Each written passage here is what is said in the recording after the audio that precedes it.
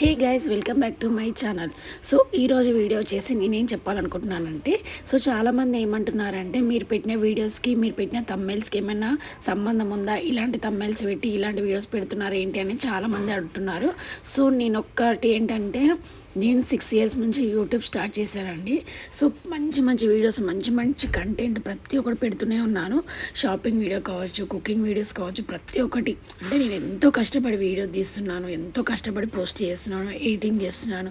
So ఏదైనా కష్టం ఉంటేనే కదా అండి ఫలితం ఉంటుందంటారు. సో నేను 6 years నుంచి ఒక కంటెంట్ కాకుండా ఇంకో కంటెంట్, ఇంకో కంటెంట్ కాకుండా ఇంకో కంటెంట్, ఇలా కంటెంట్ చేంజ్ చేస్తూ చేస్తూ చేస్తూ ప్రతి ఒక్క వీడియో తీసానండి. మా అత్తమ్మతో కూడా రిక్వెస్ట్ చేసి, మా అత్తమ్మ కూడా సపోర్ట్ చేసింది, మా అత్తమ్మతో వీడియో చేశాను. ఇలా షాపింగ్ మాల్కి వెళ్తే వాళ్ళు ఏమన్నా అన్నా కూడా, అంటే వీడియో కొంతమంది పర్మిషన్ ఇవ్వరు కదా, సో అలా కొన్ని వీడియోస్ కూడా నేను డిలీట్ చేశాను అనమాట. అంటే అక్కడ వీడియో తీయడానికి ఆప్షన్ ఇవ్వరు కదా, సో అలా చాలా వీడియోస్ చేశానమాట. ఒక్క వీడియో కూడా నాకు 1000 సబ్స్క్రైబర్స్ వచ్చారు ఒక వీడియోకు.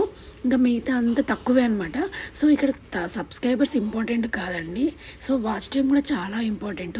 సో మీ ఓన్ కంటెంట్ పెట్టుకోండి అంటే నేను ఓన్ కంటెంటే పెట్టాను. ఇప్పుడున్న జనరేషన్లో ఏమైపోయిందంటే, ఎవరైతే రీచ్లో ఉన్నారో, ఎవరైతే ట్రెండ్లో ఉన్నారో వాళ్ళ వ్యూసే ఎక్కువ వస్తున్నాయి అనమాట. సో చిన్న చిన్న యూట్యూబర్స్కి అసలు వ్యూసే రావట్లేదు. వాళ్ళు ఎంత కష్టం చేసినా, ఎంత కష్టపడి వీడియో తీసినా కూడా మా అంటే దగ్గర వాళ్ళు, అంటే ఎవరో ఒక 30 members, 12 members, 8 members, at least 100 views కూడా రావట్లేదండి. సో ఎంత కష్టపడితేనే వీడియో తీస్తాం. అలా ఈజీగా రావాలంటే ఎవరికి రావు అని చాలామంది అంటారు. కష్టపడితేనే వస్తుంది, కష్టపడితే. చాలా ఇయర్స్ నుంచి నేను అయితే చాలా కష్టపడుతూ వీడియో తీసానండి, కానీ ఎలాంటి ఫలితం లేకుండా పోయింది. ఇంకా అది నా స్వార్థమే అనొచ్చు. సో నేనేం చేశానంటే, సో వాళ్ళ రీచింగ్ బాగుందని చెప్పి ఒక 2 వీడియోస్ అయితే నేను వాళ్ళ తమ్మెల్స్ అయితే పెట్టాను. జస్ట్ వాళ్ళ తమ్మెల్ పెట్టాను. సో చూద్దాం పోతుందో లేదో, కొంచెం నా ఛానల్ కూడా రీచ్ అవుతుందని చెప్పి ఒక చిన్న ఉద్దేశంతో అయితే పెట్టాను అనమాట. సో ఇందులో మిస్టేక్ అంటే ఇంకా వాళ్ళ తమ్మెల్ పెట్టడమే అనమాట. సో నేను మంచి మంచి తమ్మెల్ పెట్టి, నేను చేసిన వ్లాగ్, నేను చేసిన కుకింగ్ అనేది నేను అక్కడ మెన్షన్ చేసి నా తమ్మెల్ పెడితే ఒక్క వ్యూ కూడా రావట్లేదండి. అసలు వాచ్ అవర్ అనేది నాకు 4000 hours కావాలి కదా, బట్ నాకు అసలు అది 1000 కాదండి, 1500 రాలేదు, 900 రాలేదండి.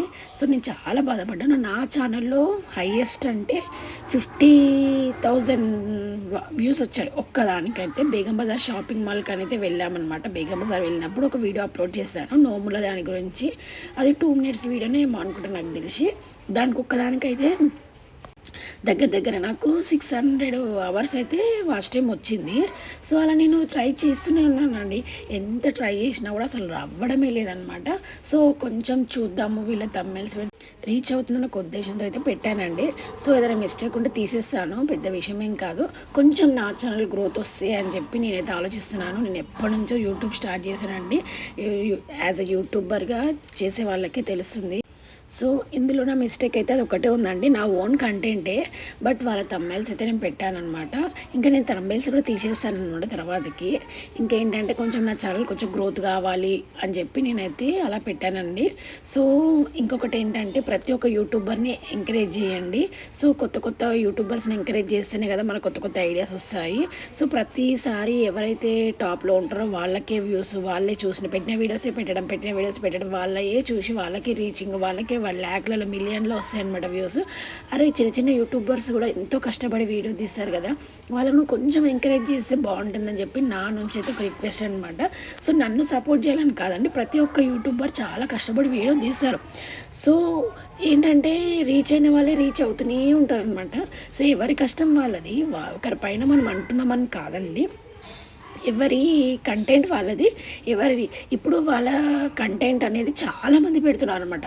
సో వాళ్ళు ఒక 10 members పెడుతున్నారు అంటే, ఇంకా బయట వాళ్ళు ఇంకా చాలామంది పెడుతున్నారు. వాళ్ళ ఓన్ రిలేటివ్స్ పెట్టడం వేరు, కానీ బయట వాళ్ళు కూడా పెట్టడం కూడా వేరు కదా. సో అంటే నాకు ఇందులో తప్పుగా మాట్లాడితే రియల్లీ సారీ అండి.